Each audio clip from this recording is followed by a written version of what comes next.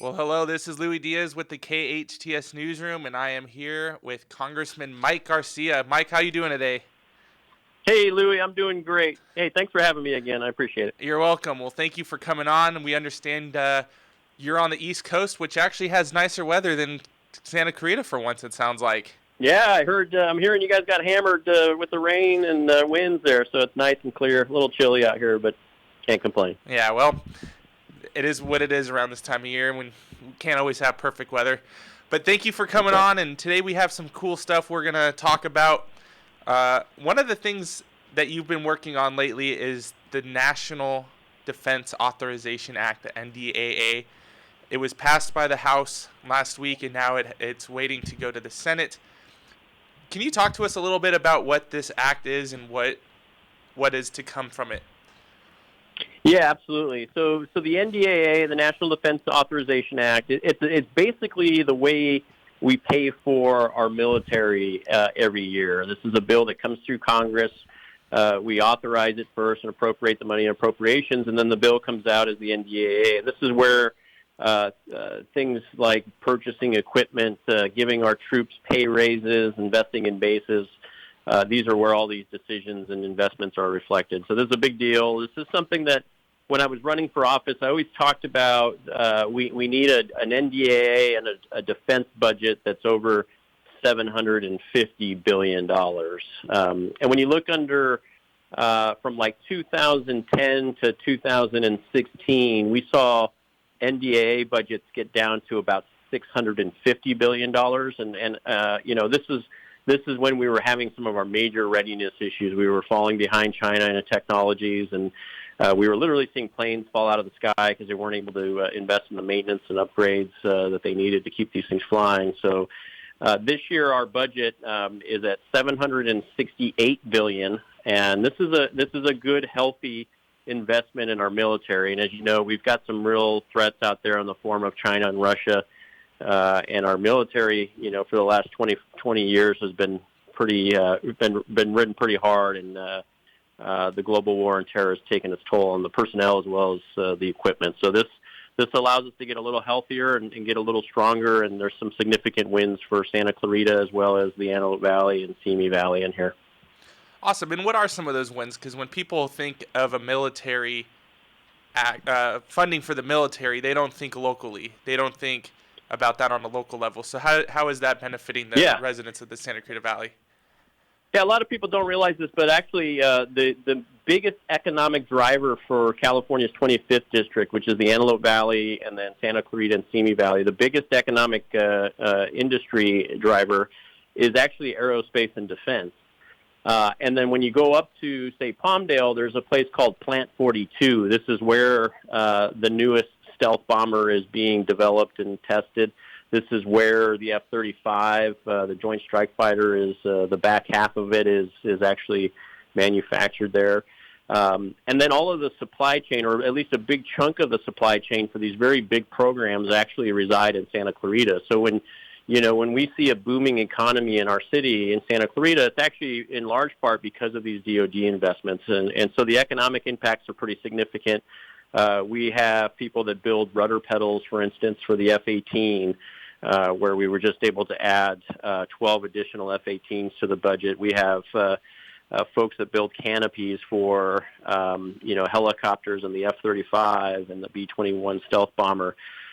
These are all contributing to those programs, but contributing to our economy as well. And then, the biggest thing is that, from a Chinese perspective at least, a lot of the systems that China has can actually reach out and touch Santa Clarita. So these investments in this NDAA are actually directly supporting the defense of California against a China threat with some of the intercontinental ballistic missiles as well as the hypersonic weapons that they've demonstrated in the last few weeks. So this is a big deal. 12 additional Super Hornets, 11 additional CH-47 helicopters.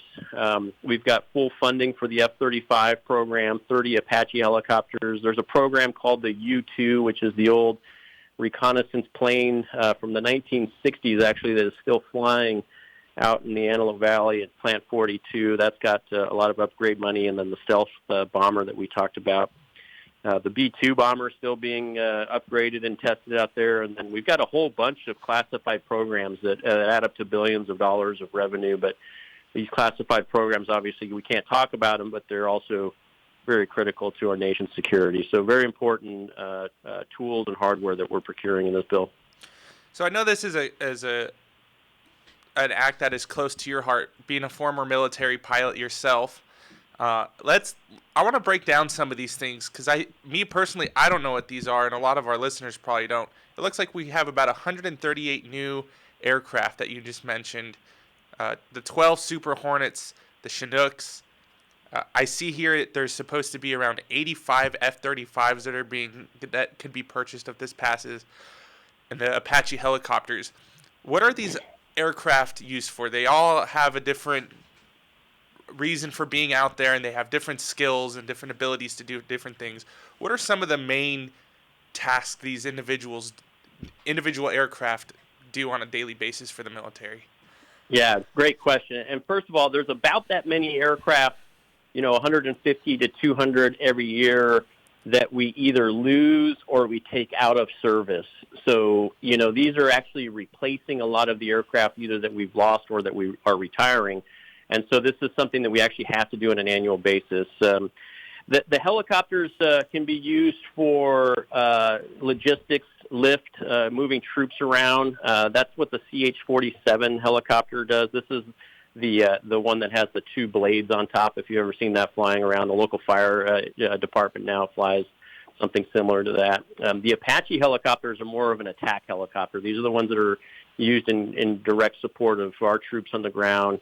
Big cannon on the front, and they do God's work there up close and personal for the air-to-ground mission.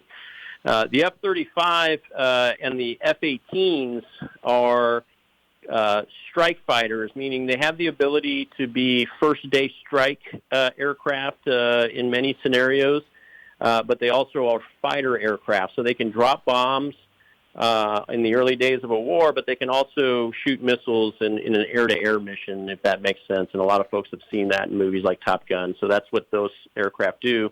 The F-35 is a little more exotic. It's got some more capabilities than the F-18.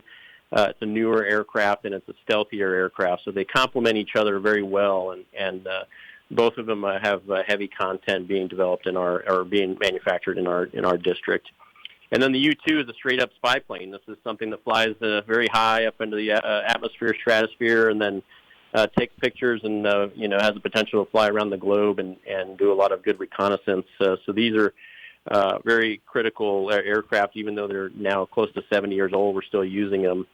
And then the B-21 is the new stealth bomber. This is the aircraft that is effectively replacing the old stealth bomber, the B-2, which is also built in our district and upgraded in our district. But B-21 will have an entirely new set of capabilities and is really critical in our nuclear capabilities, nuclear triad capabilities. And so it's really a spectrum. If you think of it as a toolbox, each one of these platforms is a different tool, and you can't really be effective with your national security if you don't have all the tools in the toolbox. And our district in Santa Clarita is blessed to be able to contribute to all of these programs in some capacity, and it's kind of a neat feature of our district. So you were saying that all of these aircraft are used for their own specific things, like you had referred tools and toolboxes and stuff like that.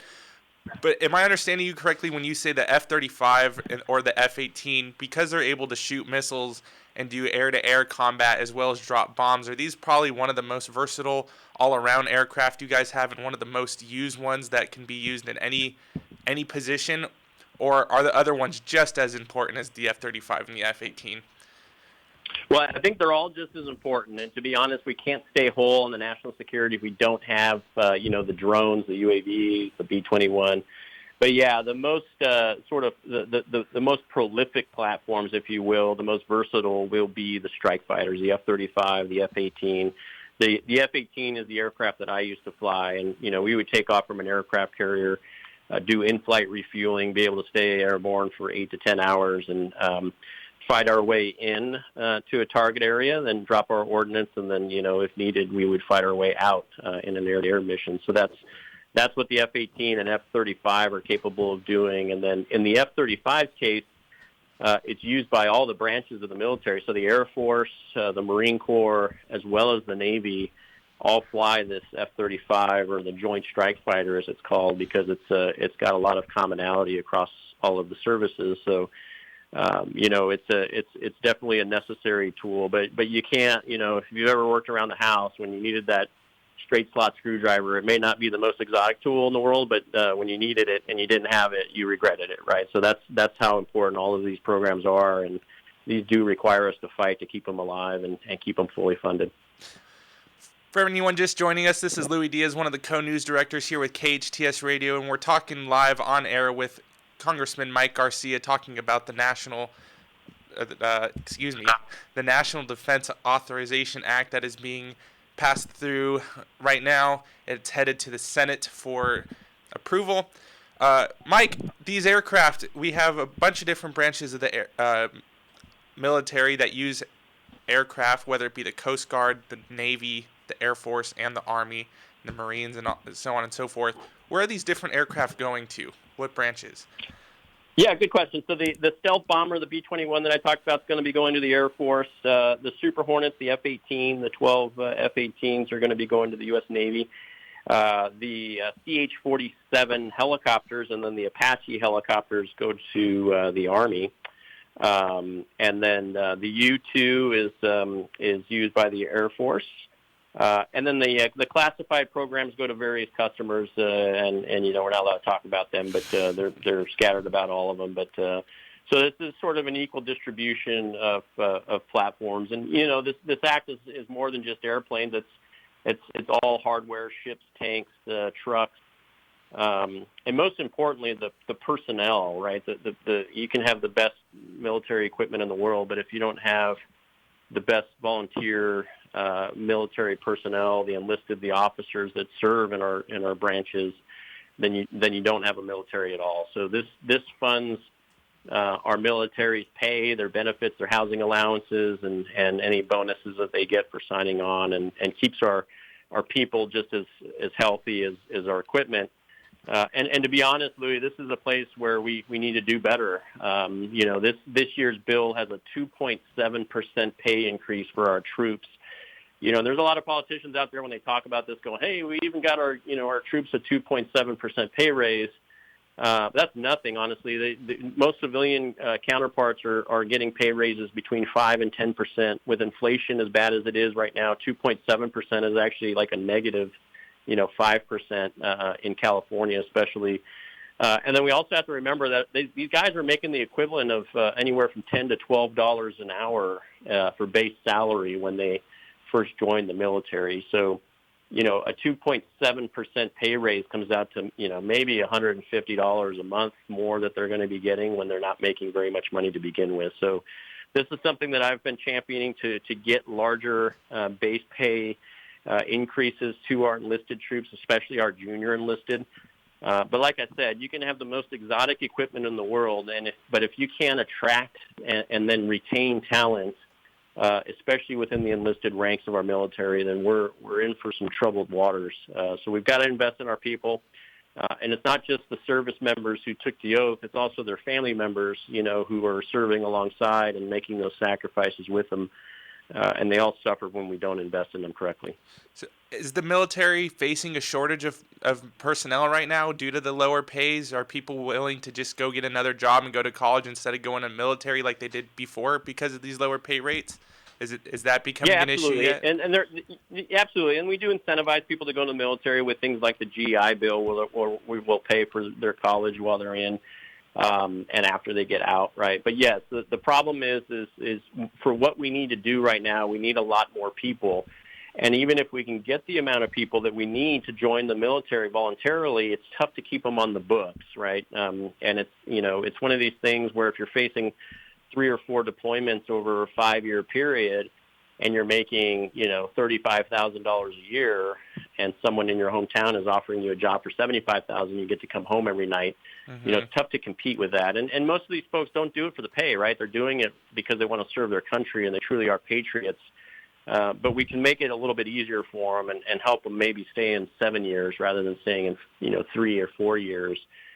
When we do that, you get a much higher quality of talent, and you get better retention and a stronger military force.